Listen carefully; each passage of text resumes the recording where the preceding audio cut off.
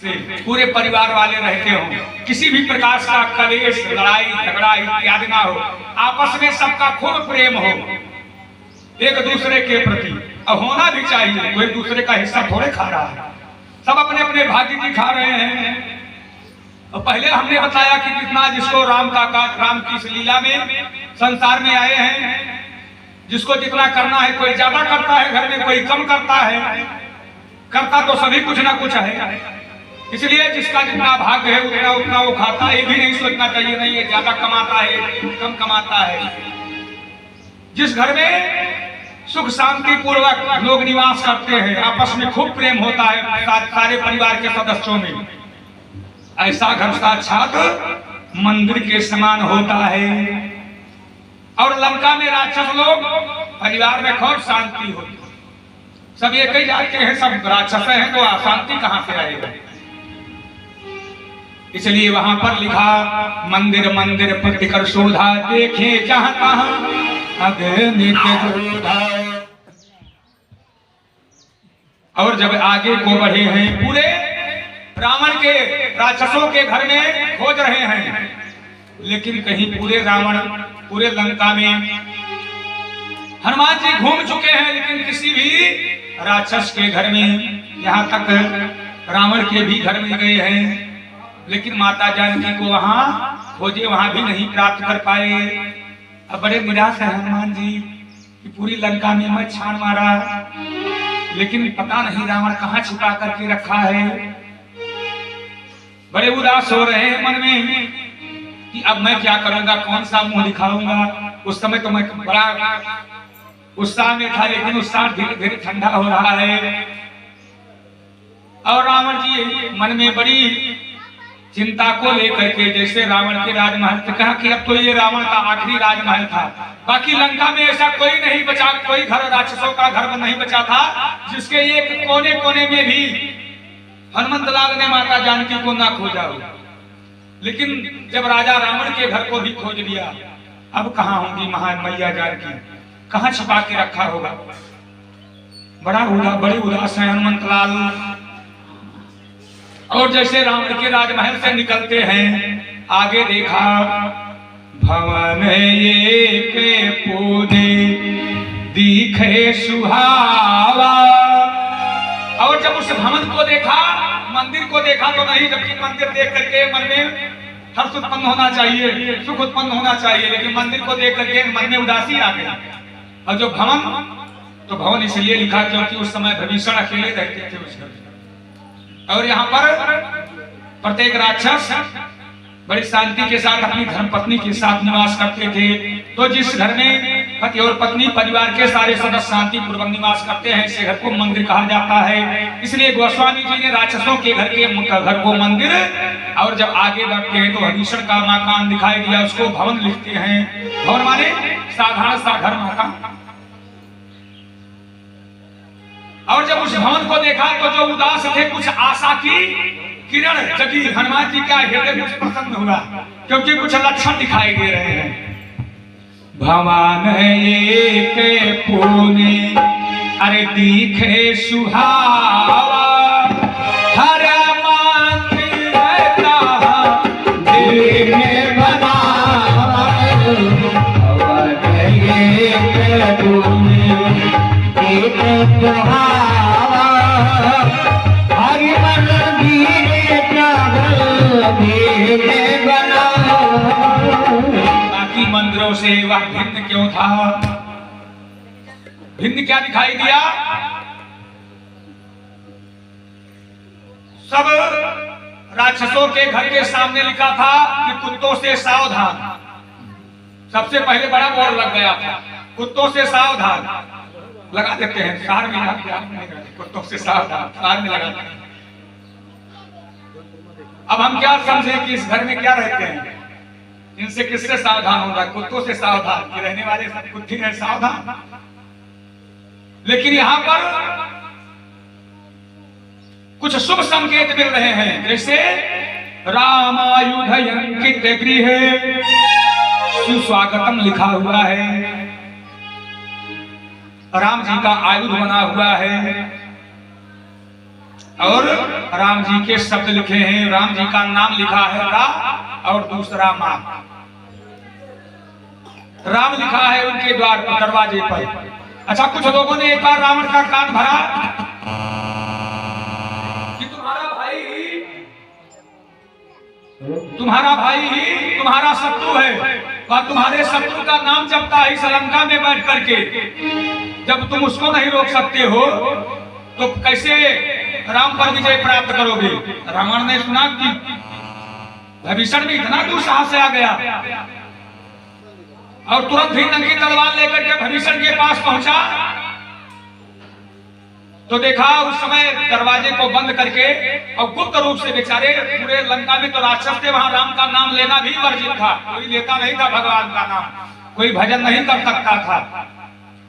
तो कमरा बंद कर लेते थे और अंदर बैठ करके माला लेकर के मन ही मन राम राम राम राम भरते थे विभीषण जी। रावण नंगी तलवार लेकर के पहुंचा, देखा दरवाजे पर लिखा था राम। तुरंत ललका विभीषण को आवाज लगाई, विभीषण तू लंका का द्रोही हमारे शत्रु का नाम भज रहा है। अरे हमारे शत्रु का नाम तूने इस दरवाजे पर लिख रखा है। तुरंत विभीषण जी आवाज सुन करके घर से बाहर निकले, दरवाजे को खोला, बाहर निकले। अरे भैया कैसे और इस रूप में आप, क्या अपराध हो गया है? रावण ने कहा, इतना मैं ज्ञानी और तू मुझे बेवकूफ समझता है, मुझे बुद्धिहीन जानता है। हमारे शत्रु का नाम मुझे तो पता नहीं था कि तू मेरा इतना बड़ा शत्रु मेरे घर में बैठा है, तू मेरे शत्रु का नाम जपता है। अरे जपने की बात छोड़, तू तो लिख के रखा है अपने द्वार पे दरवाजे पर, तो तू लिख करके रखा है, अब तेरा अंत कर दूंगा। अरे कहा भाई, विभीषण जी ने कहा भैया मैं तो आपका और भाभी जी का भक्त हूँ, किसने आपके कान भर दिए? ये देखिए दोनों दरवाजे के पल्ले खुले थे, एक पर लिखा था रा, दूसरे पे लिखा था माँ। कहा रावण मामा ने मंदोदरी, मैं तो आपका और भाभी का नाम जपता हूँ, आप ही तो हमारे भगवान हैं, आपके ही बल पर तो हम लोग इस लंका में खाते पीते हैं, तो दूसरे का कौन गुण गाएगा? कौन आपसे कह दिया? अर्थ समझा दिया, जबकि लिखा था राम, लेकिन अर्थ समझा दिया, रामा ने रावण मामा ने मंदोदरी। रावण लौट गया। ऐसे विषम परिस्थितियों में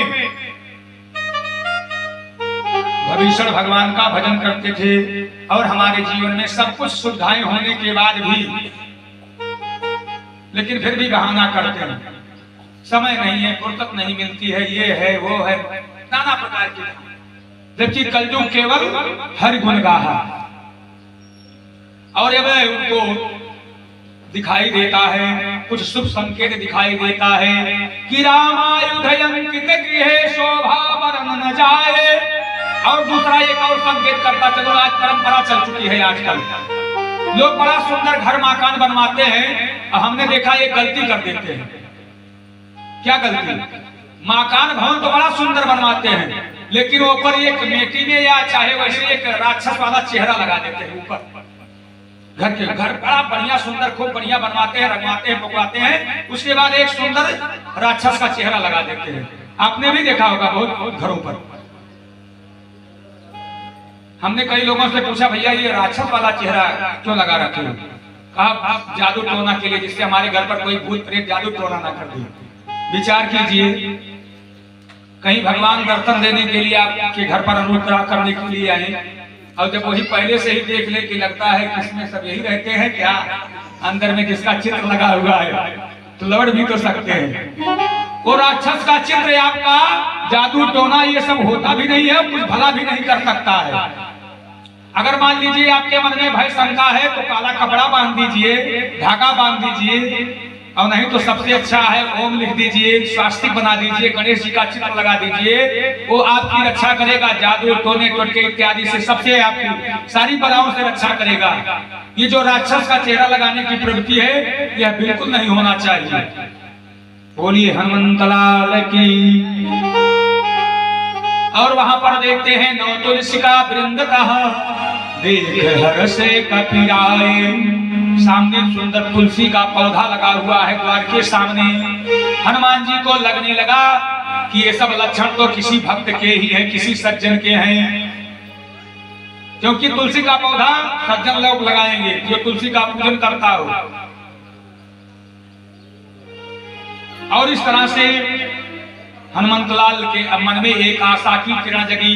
अब तो मन बड़ा दुखी था, लेकिन अब इस सब लक्षणों को देख करके लंका में आश्चर्य हो गए कि लंका में ये सब कहां से आ गया। ये राम नाम लिखा मैंने कहीं नहीं देखा, कोई पोस्टर बैनर लगा हुआ राम नाम का, ये राम नाम कहां से आ गया। ये तुलसी का वृक्ष यहाँ कौन पूजन करता होगा, यहाँ तुलसी की कोई महत्व नहीं है। तुलसी माने जीरो, सत्य सनातन धर्म में तुलसी का महत्व है, धर्मों से क्या मतलब है तुलसी को।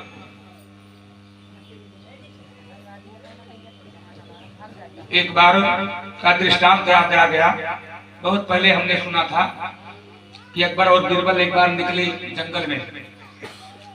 बीरबल जी ने तुलसी जी को देखा, तुलसी माता को देखा, तुरंत जाकर के झुक करके प्रणाम किया। अकबर तुरंत बड़े गुस्से में आ गए, अरे ये क्या कर रहे हो, तुम लोग सत्य सनातन धर्मावलंबी, क्या बताएं,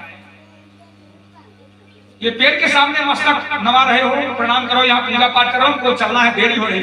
अरे कहा सरकार, ये तुलसी हमारी माता है, इनका प्रणाम करके आशीर्वाद लेकर के किसी काम के लिए निकला जाता है, तो ये माता जरूर, तुलसी माता ये हमारे काम को पूरा करती है, इनका दर्शन करके, इनका स्पर्श करके, इनका नाम लेकर के निकला जाता है, इसलिए प्रणाम करके। तुरंत अकबर गुस्साए और तुलसी माता की वृक्ष को उखाड़ के फेंक दिए मारे गुस्से में। बीरबल जी ने सोचा जरूर बदला लूंगा बच्चों तुमसे इसका।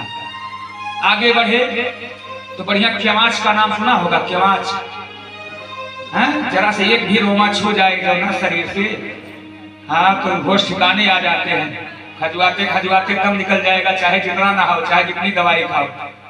तुरंत पहुंच गए, देखा जंगल में, जंगलों में ये होता था, तो कम हो गया है, लोग देखे हैं बहुत ज्यादा यहाँ होता था।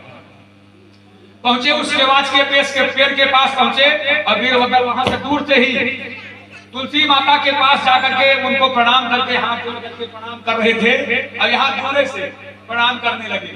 अकबर ने कहा ये क्या कर रहे हो। कहा ये सरकार पिताजी हैं, इनको प्रणाम कर रहे हैं। अरे वो तुलसी माता जी, ये पिताजी दौड़ करके मारे गुस्से में जैसे तुलसी को उखाड़े थे, वैसे पिताजी केवाच को भी उखाड़ने के लिए चले, और जब पकड़े पेड़ को फिर पूरा शरीर तो लगे खजवाने रे बीरबल। कहा भैया वो माता जी थी, क्षमा कर दिया, लेकिन पिताजी से आपने तो देखा है कि तुलसी की वृक्ष लगे हुए हैं। हनुमान जी अपने मन में विचार करते हैं कि ऐसा कौन सा सज्जन यहाँ रहता है